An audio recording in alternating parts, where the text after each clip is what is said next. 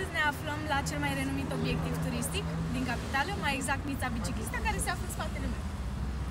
Născută în anul 1885 la Dițești, Prahova, Mița Biciclista, pe numele ei real de Maria Minuescu, s-a dovedit a fi o tânără ambițioasă și care știe ce vrea.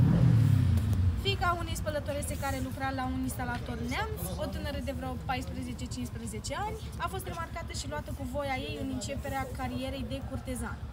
Devenită o tânără cultă și învățată la pension în străinătate, Maria l-a avut ca pe prim amant regele Leopold al Belgiei.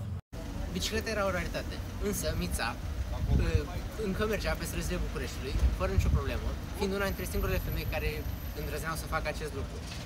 Ea avea 1,60 m, era blondă, avea ochii verzi albăstrui și era o femeie destul de frumoasă. Regele Ferdinand i-a dăruit casa care este în spatele meu și care îi poartă numele. A primit porecla de Mița Biciclista în 1898, când aceasta se plimba pe străzile din București, mai exact pe Calea Victoriei. Văzând un ziarist care o plăcea foarte mult, a hotărât să-i pună porecla de Mița Biciclista și așa a rămas cunoscută în București.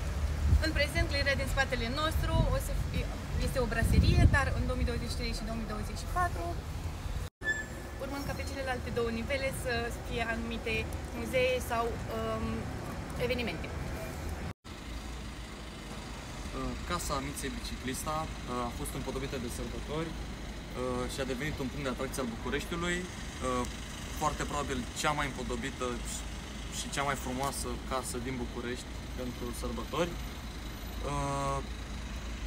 Numele casei amintește de apelativul Mariei ca prima femeie din București care a mers pe bicicletă și cunoscută pentru viața extravagantă și luxoasă.